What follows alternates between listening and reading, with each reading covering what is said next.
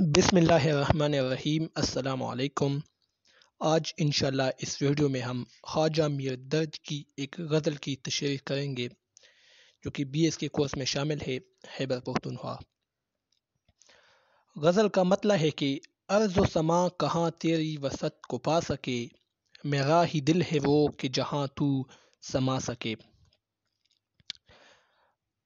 ارض و سما یعنی زمین و آسمان، باقی مشکل الفاظ اس میں نہیں ہے۔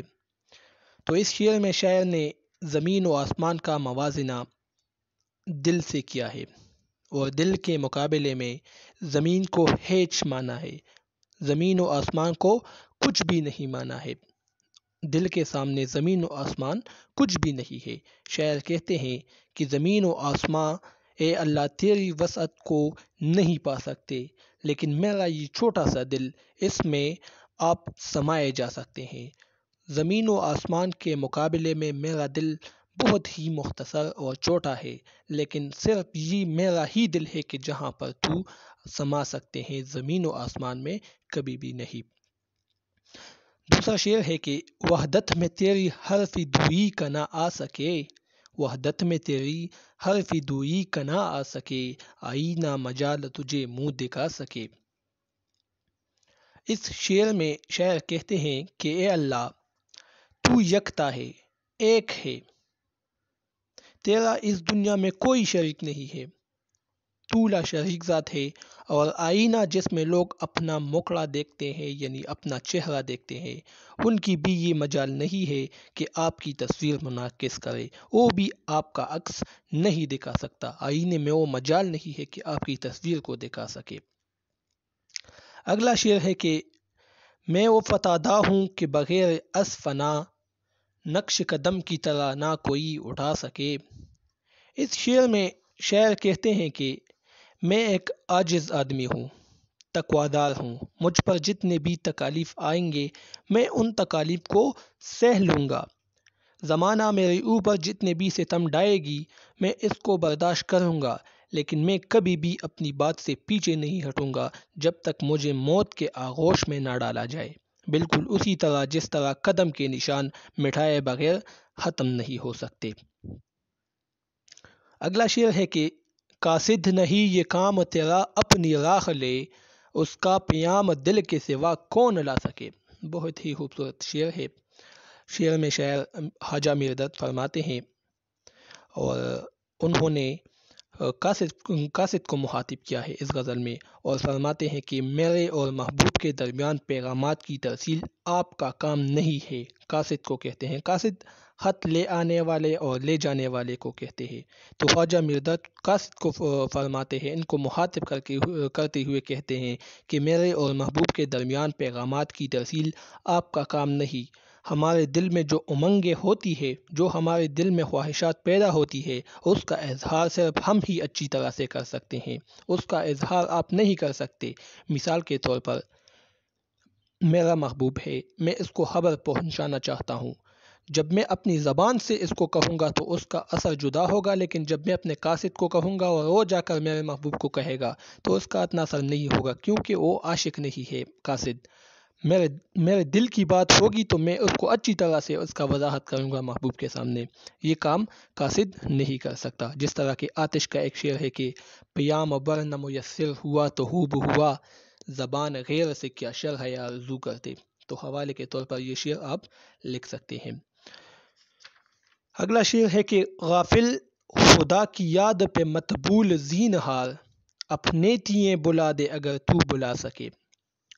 اس شعر میں شاعر فرماتے ہیں کہ اپنی عبادت پر ہرگز غفلت نہیں برتنی چاہیے، اللہ تعالیٰ کی یاد میں ہرگز لاپرواہی کا مظاہرہ نہیں کرنا چاہیے، جہاں تک ہو سکے اللہ کی یاد میں سب کچھ بلانا چاہیے اور مکمل طور پر اللہ تعالیٰ سے ہم کلام ہونا چاہیے۔ یعنی شاعر کہتے ہیں کہ اے غافل، اللہ کی یاد کو ہمیشہ اپنے دل میں تازہ رکھ لیا کرو، اس کو نہیں بلانا، اگر بلانا ہے تو اپنے آپ کو اس کے عشق میں بلا جاؤ، ٹھیک ہے، لیکن اللہ تعالیٰ کو یاد نہیں کرنا چاہیے، غفلت نہیں برتنی چاہیے۔ اگلا شعر ہے کہ یا رب یہ کیا تلسم ہے کہ ادراک و فہم یہاں دوڑے ہزار آپ سے باہر نہ جا سکے۔ یہ شعر ہے یہاں پر تشریح رہ چکی ہے تو میں زبانی اس کو کرتا ہوں، اس کی تشریح آپ سن لیجئے۔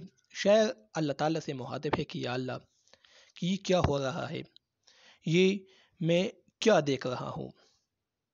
یہ جو لوگ ہیں حقیقت کو تلاش کرنے کے لیے نکلتے ہیں، ٹھیک ہے، آپ کی ذات سے وہ بالکل غفلت برتتے ہیں، آپ کی ذات سے دور بھاگتے ہیں، آپ کی ذات کو مانتے تک نہیں، لیکن پھر بھی وہ جو بھی چیز کو دیکھتے ہیں اس کی حقیقت تک پہنچنے کی کوشش کرتے ہیں تو اس حقیقت میں آپ ہی نظر آتے ہیں۔ وہ آپ سے ہزار بار دوڑے لیکن آپ کو ماننے سے انکار نہیں کر سکتے کیونکہ آپ ذرے ذرے میں موجود ہیں، تو آپ سے کبھی بھی اور آپ کی ذات سے کبھی بھی انکار نہیں کر سکتے۔ اگلا شعر ہے کہ گو بحث کر کے بات بٹائی بھی کیا حصول، دل سے اٹھا خلاف اگر تو اٹھا سکے۔ بہت ہی خوبصورت شعر ہے۔ اس شعر میں شاعر فرماتے ہیں کہ کافی حجت کے بعد، کافی بحث کے بعد بھی اگر میں اپنی بات مانا بھی ہوں، لیکن اگر دل آڑے آ گیا تو پھر میری بات بے جا ہوگی، فضول ہوگی۔ جب تک میرا محبوب دل سے میری محبت کو مان نہ لے تب تک مجھے سکون نہیں مل سکتا۔ یعنی شاعر اس شعر میں کہتے ہیں کہ اگر میں نے بحث کر کے اپنی بات اس کے ذہن میں بٹھائی لیکن اس کے دل نے نہیں مانا تو پھر یہ بات ٹھیک نہیں ہے۔ جب تک اس کا دل نہیں مانے گا تو میری یہ بات اچھی طرح سے نہیں سمجھ سکے گا۔ اگر دل نے مخالفت کر دی تو پھر کچھ نہیں ہو سکتا، ٹھیک ہے۔ اگلا شعر ہے کہ اطفائے نار عشق نہ ہو آب اشک سے، یہ آگ او نہیں جسے پانی بجھا سکے۔ اس شعر میں شاعر کہتے ہیں کہ میرے عشق کی آگ جو میرے سینے میں لگی ہوئی ہے یہ وہ آگ نہیں ہے جس کو عام کنویں کی پانی بجھا سکے، یہ وہ آگ ہے جس کا علاج صرف اور صرف آنسو ہے۔ میرے آنکھوں سے جب آنسو ٹپک ٹپک کر گرتے ہیں تب میرے دل کی آگ ٹھنڈی ہو جاتی ہے اور میرے دل کی جو آگ ہے وہ اس کی تپش میں کمی واقع ہو جاتی ہے جب آنسو میرے ذہن سے میرے آنکھوں سے نکلتے ہیں۔ اگلا شعر ہے کہ مست شراب عشق او بے خود ہے جس کو حشر، اے درد چاہے لائے بہت پر نہ لا سکے۔ مکتا ہے۔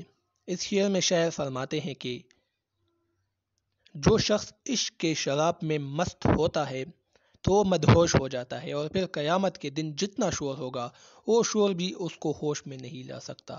یعنی عشق کا شراب اتنا ہی نشیلا ہے کہ قیامت کے دن کتنی گرمی ہوگی، کتنی خوف و ہراس ہوگی، چیخ و پکار ہوگی تو وہ آوازیں بھی اس کو پھر نہیں جگا سکتا۔ خواجہ میرداد اس شعر میں یہی بات کہتے ہیں۔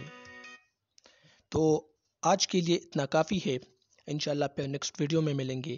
اب مجھے اجازت دیجیے، اللہ حافظ۔